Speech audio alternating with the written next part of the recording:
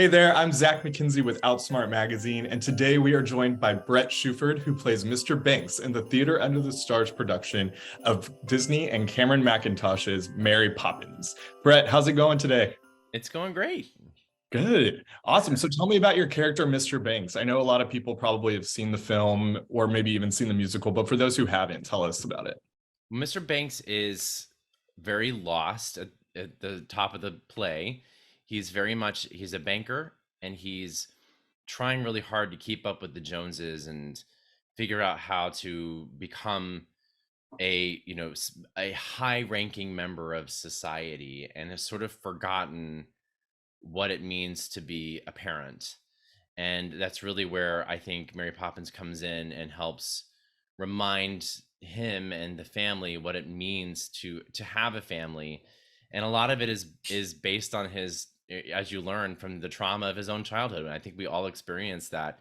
And so we sort of, as the play evolves, sort of learn why he's kind of turned into this person that he's essentially not. And his wife keeps saying, "Why are you being this way?"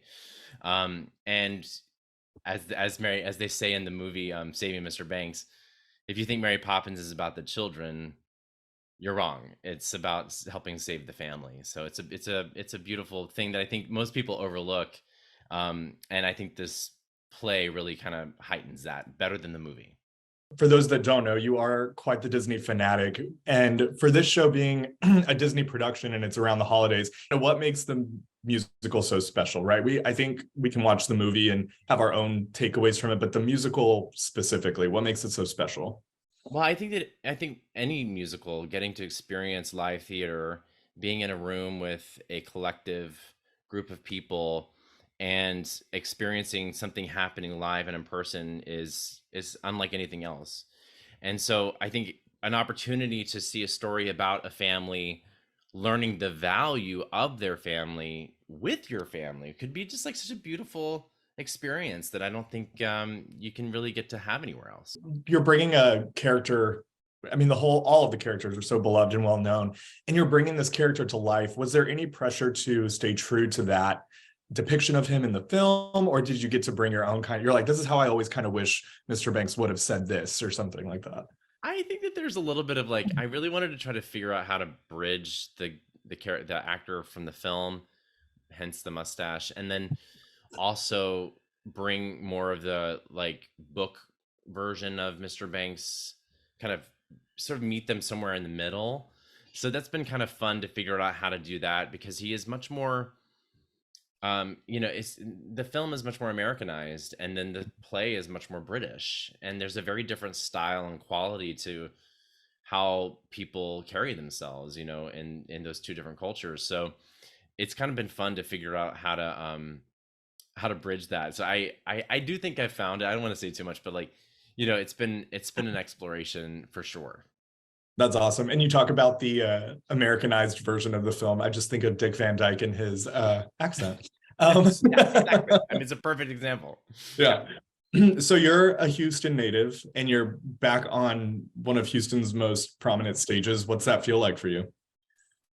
It's really amazing. I grew up seeing shows at Tuts, and so it's been really nice. But more than anything, it's been really cool doing this show, being a new dad, and sort of understanding what it means to value your children and value a family and what family means, what family is, because I think it's different for so many people. So I think the timing of this coming back to my hometown where I grew up as a kid, having a kid, and then doing this show has been a really interesting, deep, sort of nostalgic dive into what it means to be a parent. Yeah, I mean, that leads perfectly into my next question, which is you and your husband, Stephen, did just welcome a new addition to your family. And I mean, congratulations, first of all, but also like you're both working and the holidays are already stressful. You've got rehearsals, you got the show, you've got Stephen out. Like, what is it? How has it been juggling all of it as new dads? What is it like in this moment now? Because it's kind of like you're doing it all over again with a additional responsibility. It's not easy. I mean, it's been a juggle of. I mean, I was just telling you before this, like our babysitter has a fever, so she could. I was like, don't come in today. So, you know, we have a lot of amazing friends and family nearby, so we can rely on them to help pick up when we can't. Um, but it has been an interesting experience juggling it all, and then also sitting with like what are my priorities right now? Because it's all feels like our identity is shifting, and our Mhm. priorities are shifting. So it's been interesting. We're used to sort of winging it, right? As actors, like always, oh, you booked a job, go, okay, we'll figure it out.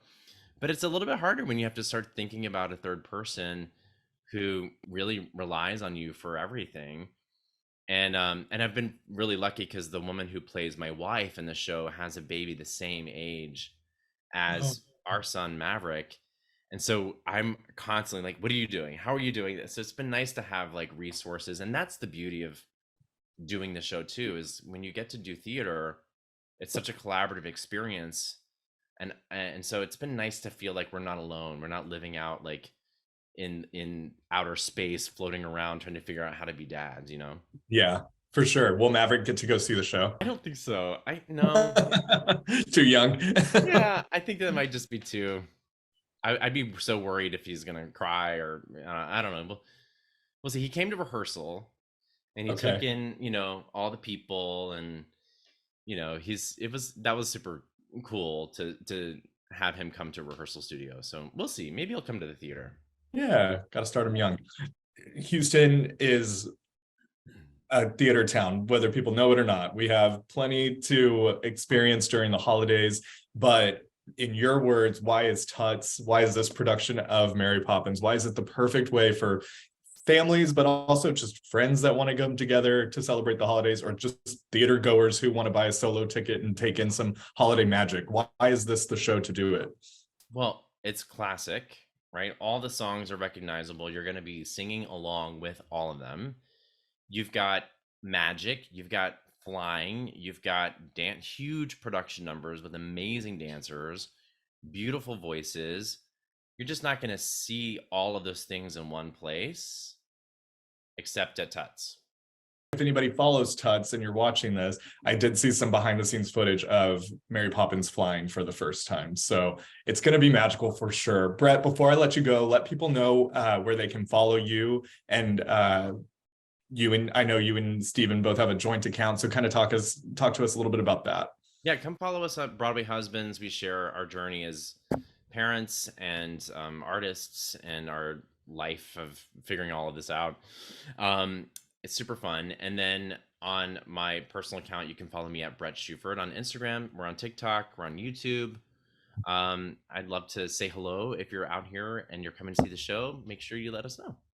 Awesome. Well, thank you so much, Bret. This has been awesome. And be sure to head to tuts.com if you want to get tickets for Mary Poppins. Performances are running until December 24th. Is that correct? That's right.